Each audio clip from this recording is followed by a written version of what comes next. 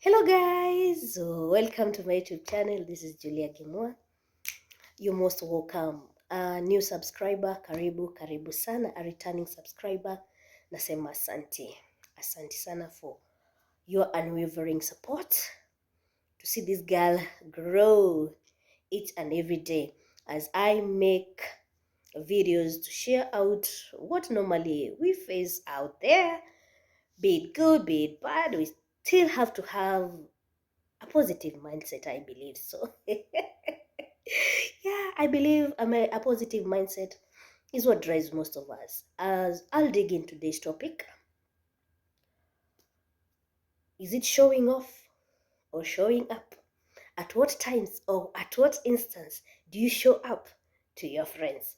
Or do you show up to your family? Or do you show up to people that really need you in this life? You or I might have not had let me tell you I might not have one, but I believe as I dig in, we all have it. And please make sure you comment down below. I see your comments. So that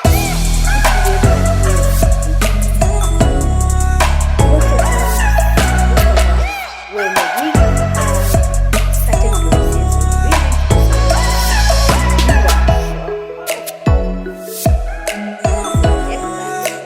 there was a time that was needed for us to show up instead of showing off.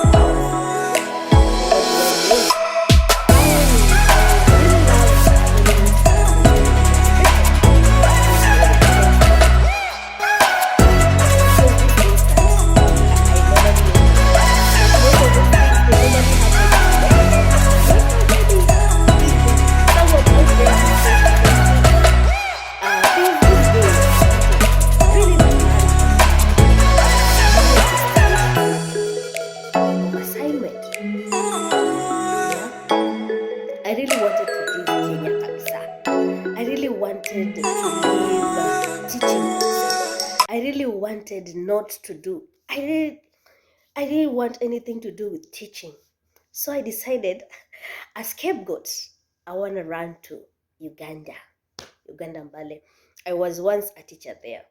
So when I was running there, in mind, always remember, in mind, the options that you put, the objectives that you want, and the motive that you have that's making you live your destiny.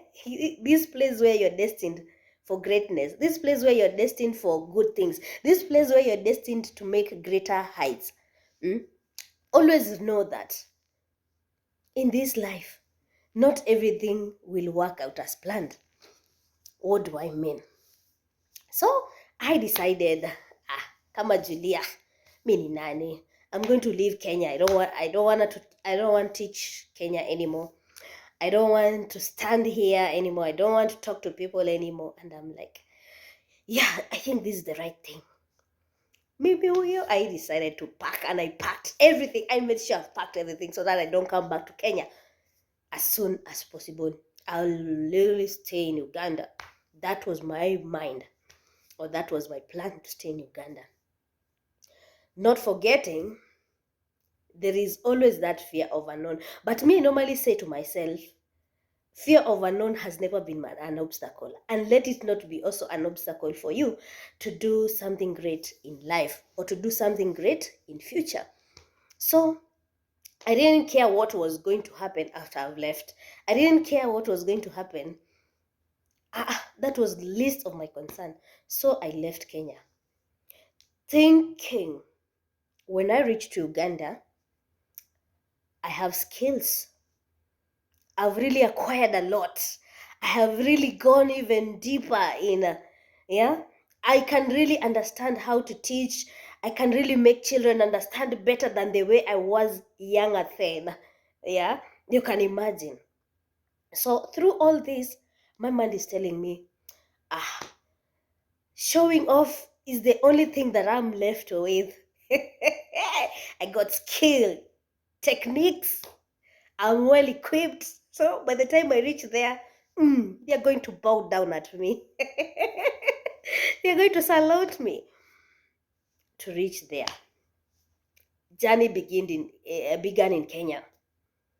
Huyo Malaba, past Malaba, huyo Mbale, I've entered and reached. To my list of expectation, nikawekwa parking kwanza for like a week. And I'm like, hey, damn, 1 week I've not even met up with my boss. And yet I was supposed to come meet up with my boss, things to work out faster, just be given maybe the tasks that I'll be handling. Yeah, when I go there.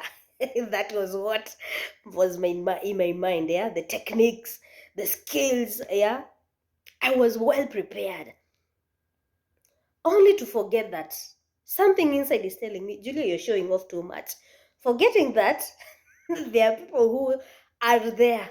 And remember, the better you think you are, or the better you think you can do things than the others, remember there are people who are always bettering up every day, day in, day night, day in, day out.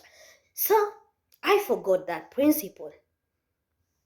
In order for me to kill the anxiety, I asked the lady I was assigned to, I was supposed to meet up with my boss. What really happened? And she's like, just to Leah. The boss was a she. The boss requires you to be cool, your mind to settle since you've traveled and whatnot. Yeah. I really chest off myself ati ile kujipiga kifua sa.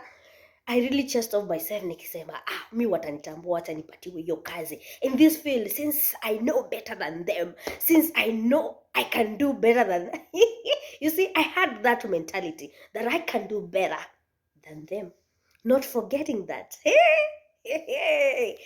as I was patting myself on my back and really fanning up my shirt, I've really done it, so they can't beat me to this game, forgetting that there are pros there. Leave alone that story mingi kando. I stayed like a month, nikapatiwa kazi kazi ya supervision. Julia, mi nitaweza? Nimewaifanya supervision wapi? Mi najua tu kufunza. So when I was given a supervision work, I just sat down and I asked myself, will I manage? This is a school that has more than 3,000 children from primary 1 to P8 ama P7, more than 2,000. There were almost more than five streams in each class. You can imagine the teachers, the subordinate members that I had to work with, the matrons, because I was to supervise the things like books, the way they were being handed over, things like you understand kazi ya supervision, unaangalia, unaelewa mambo ya supervision kama umeipitia hiyo mambo yenye mimi nasema. You check whether the classes are neat, you check whether the rooms, the dormitories are clean, the beds are well spread, the matrons have done their duties, whatever. Yeah, you can imagine umepatiwa hiyo kazi hujaifanya tena, and leave alone that this is a group yenye watu ni wengi. So me I patted myself, nikajisema this is kitu kidogo, nitafanya tu 1 to 3 bus. Nikaenda nikafanya one day one. It was tiresome, it was hectic. One, this job requires you to be 24/7 in the school compound. Hautawahi toka. I weighed myself.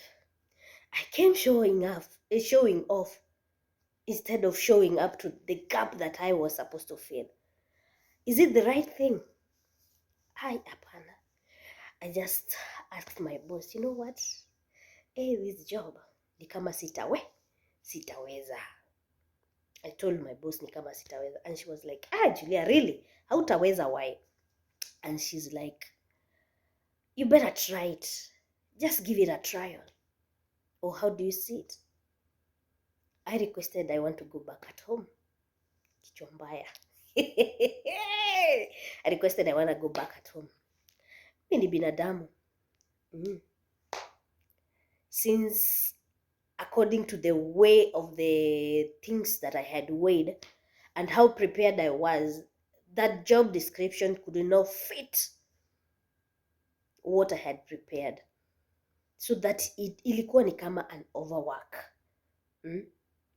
Ni kama venye tunakujanga Saudi, ama tunakujanga UAE, ama tunakujanga Qatar, ama tunakujanga either of these countries za Gulf. What you're being trained in these schools is not what you get on the field. Things on the ground are totally different.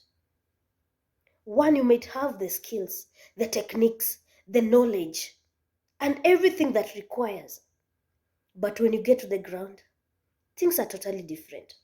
So me, I thought in mind that, the small thing I'm gonna just tour them, and I'm like, only to realize that was show off. Away from that, I was just giving an example of how we show off in life. So we come up to my second point. You're showing up. At what point do you show up to people? At what point do you show up to family members? At what time do you show up even for your children? And do you really have that time to show up for your children? Do you really have that time to show up for your people? Or you're that kind of a person? If I do something for you, I want to brag to the whole world, I did it. That is show off. You want to tell the whole world, were it not for me, she could have not been there. Were it not for me, she could have not attained what she has. Stop showing off. Showing off leads to nothing. Instead of showing off, start showing up. Because most of the times are when people are wounded outside there. Most of the time is when people are crushed outside there. Most of the time you find that there are people who are really going through tough seasons in their life. They just need that one person who can come up, who can stand up for them. Yeah? Who can listen to them. Who can just show up for them. Give them an ear. Give them a shoulder to cry. But some of us, we tend to take this as their weakness. And since you've known my weakness, you're going to show the world my weakness. You're going to pour out my nakedness. Even when I tell you something, you're just there telling people what and what. Instead of showing up for me, standing up with me, seeing the things that I'm really going through are difficult. Most of the time, we think that showing up for people is a burden. At times it can be burden. At times it can be tiresome. At times it can be hectic. But you got that spirit, you got that faith, you got that energy, you got that vibe. Just help one person. Just stand for them. Just shoulder their burdens. Even if it's feeding them. Even if it's taking care of their health bills. Even if it's taking care of their rentals. But some of us, we are there only for fame, only for money, only for showing off. Let me give you an instance. There's a time I was mark timing in my life. And you can imagine when you're mark timing, nothing is going forward, nothing is going behind. You are not even yourself. You can't even describe the kind of a person you become. Why? Because most of the time you're just there. It's like these revolving doors. You just move around. Haujui kwenye utaangukia, hujui kwenye utatokea, hujui kwenye utaangukia, hujui kwenye utatokea, because you don't know your timing. But I believe that in revolving doors requires timing. So when I was in that season, revolving, I didn't know what to take. I didn't know what steps to take. I didn't know what to do. I didn't know who to take in or take out. I didn't know how to put my left leg forward or my right leg forward. I didn't have all that. I just kept mark timing. So in that mark timing period, I got a friend who came through for me, showed up for me, and I really appreciate she came up for me. So when she came up for me, she told me, Julia, I cannot offer you with money, and I cannot offer you with something that you'll be doing here. I'll give you one thing. I'll give you knowledge. That knowledge is what? Are you ready to travel abroad? That's what she asked me. Tunaambiango knowledge is power. And if you don't have that power, I don't know how you're gonna overcome things as they come. So when she told me that, not because she wanted me to brag, she wanted to brag that she knows how someone can come out and go and work abroad or work somewhere where she can get good money. Because I believe in Kenya things are tough. I believe in our lives things are tough. Super, super, super tough. So when she told me, when she gave me the platform, I just needed to show off. Not show off, to show up. I just needed to show up in the offices and they do for me things that I really wanted. From the passport, from the whatever, visas, whatever, medical, whatever, name them. For you to, that things normally happens in the office. Well, of these traveling agencies, yeah? Recruiting agencies, kitu kama hiyo. You know what I'm saying. Most of the people who normally watch me are these people who are in Gulf. They understand the things I'm saying. So she didn't want to show off, but she really wanted to show up. Toka hapo. Things went by. Day in, day out. I came. I just put a photo. I posted on my status. You can imagine most of the time that not many people really want to talk ama to say where they really went wakifika huku Gulf. They don't want to say, or they don't want to put even a photo or anything on their status. So I just put a random photo of mine. Someone told me I'm there flossing, forgetting that where I've come from. And I'm like, seriously, I'm flossing because I've just posted a picture. I'm flossing because of this picture, of this camera that is just, how do you floss? One, it came to my mind, huyu ni mtu mwenye ako na wivu. Secondly, this is someone who can never help me. Thirdly, this is someone who does not know my goals and my plans. Fourthly, this is someone who will never stand with me hata nikaipata shida. Because this kind of a person really want to show off. When you put a picture, you're showing off. What is there to show off? You're just doing you. You're just doing things that really makes you happy. You can't live with people that are always spinning you down.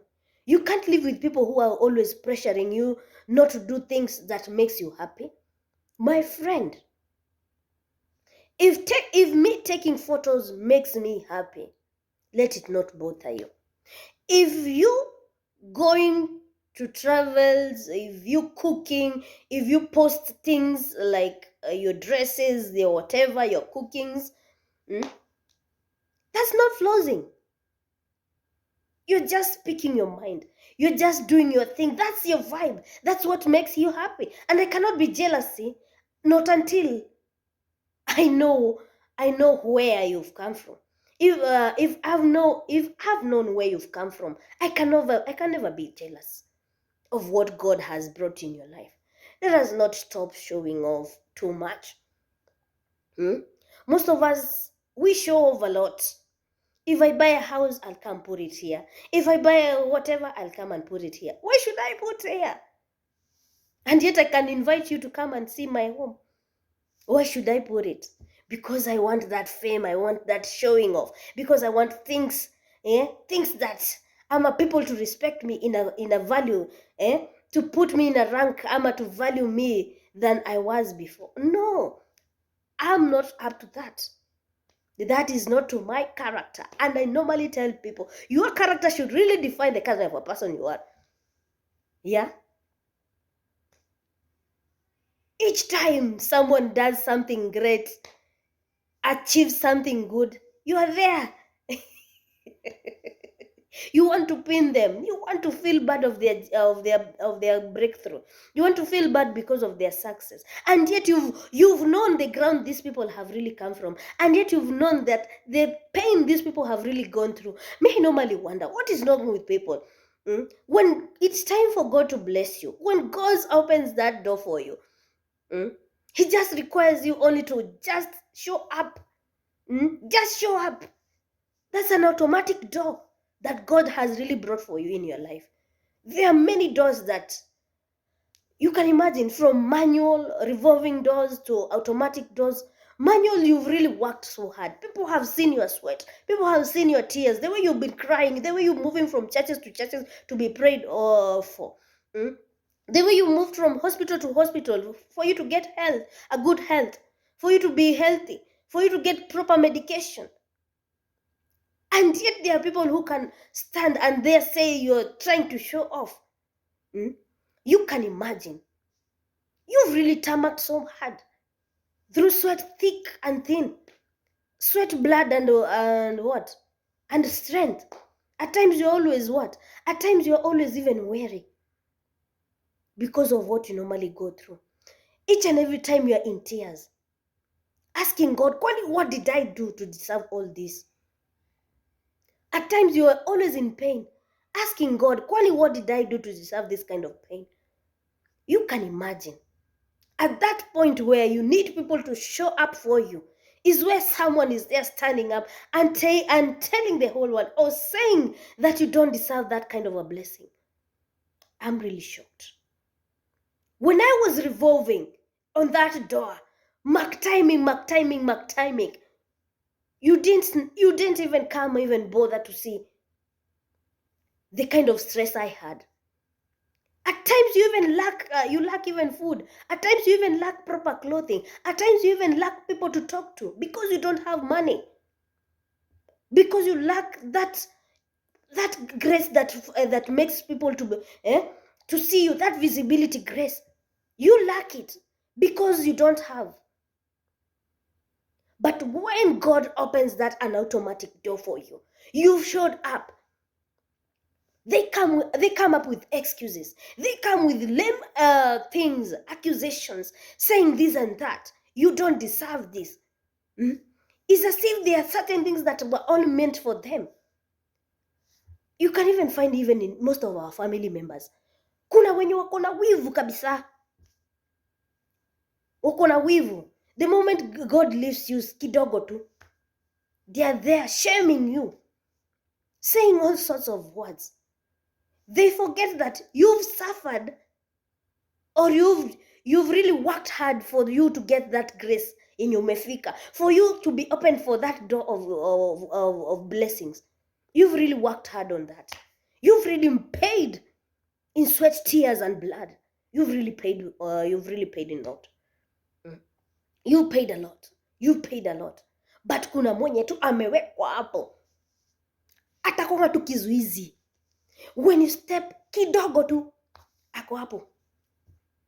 Hey, you think now umefika? You think now No, excuse me. When I was suffering, where were you? When I was wearing tattered clothes, where were you? You didn't show up. Now venye nimepata grace yenye I can even buy a pair of rubber shoe. Now nimeanza kushow off na rubber shoe. I can even buy kitambaa kama hii. I've started showing off. My dear, there are graces that people you should let them be. Juu kuna wenye God tu amechagua tu ni wake tu. Hata useme wana brag, hata useme wanafanya nini, hata useme wako aje, God kuna wenye anakwanga ameteua. I won't take much of your time. Shalom, shalom, shalom. Si tukuwe na a good Christmas festive ya blessing tele tele. Adios, mbarikiwe sana.